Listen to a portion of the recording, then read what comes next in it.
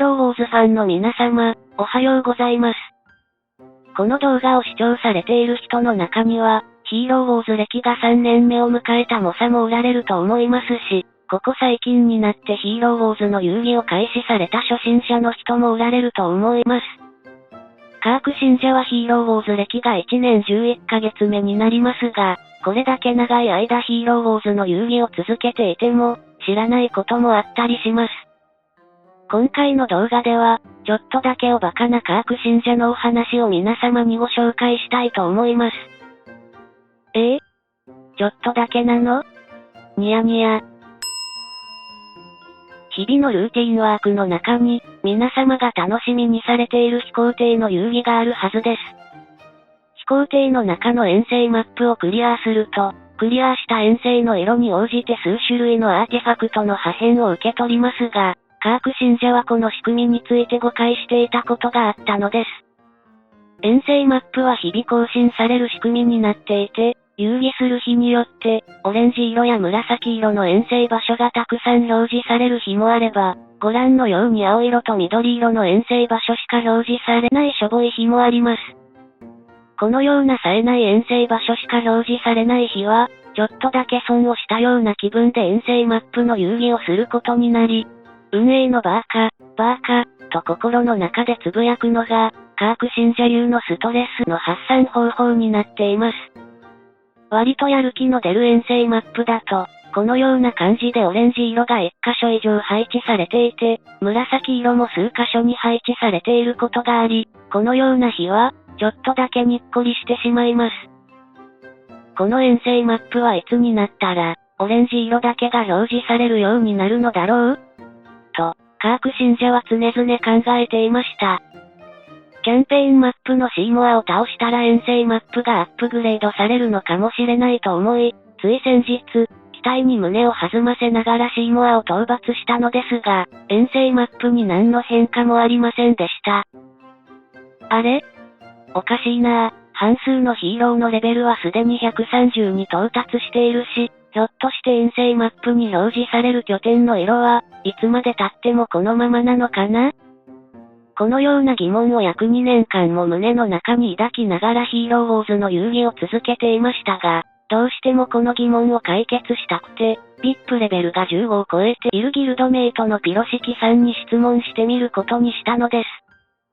そうしたら、案の定というか、遠征マップで表示される報酬の色が変化することはなく、いつまで経っても今まで表示されたような感じが継続するということなのです。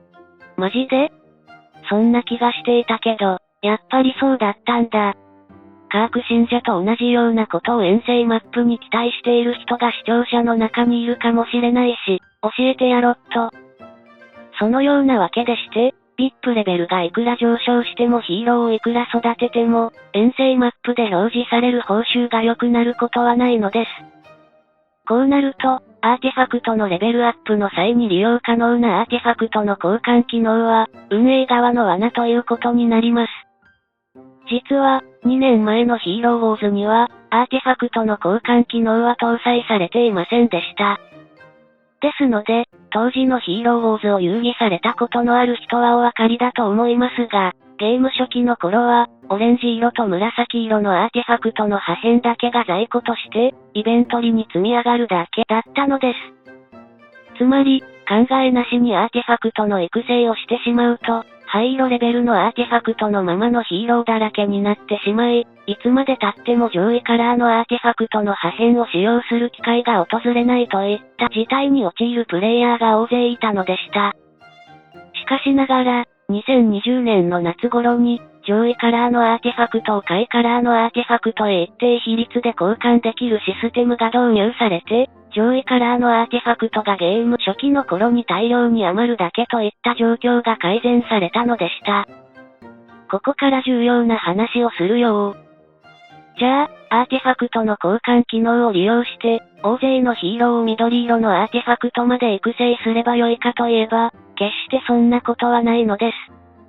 アーティファクトの交換機能を利用して、上位カラーのアーティファクトを下位カラーのアーティファクトと交換すればするほど、将来的に上位カラーのアーティファクトが不足しつつ、逆に、使い道のない灰色のアーティファクトの破片が大量に余ってしまう事態に陥るのです。まあ、灰色のアーティファクトが有り余ってしまうような状況に陥るのは、早くても4年目以降になると思いますので、そんなに気にする必要はないのですが、できるだけ上位カラーのアーティファクトの破片をそのまま使うことを科学信者は強く推奨します。このゲームの場合、灰色や緑色のアイテムは、ヒーローウォーズの遊戯歴が長くなればなるほどそれらは余剰在庫となり、利用価値のない資源になってしまうのです。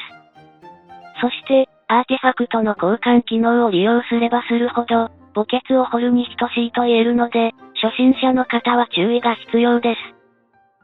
いや、2年間も遠征マップの仕組みに気づかなかった人に言われたくないなぁ。それでは、今回も動画を最後までご視聴していただき、ありがとうございました。また次回の動画でお会いしましょう。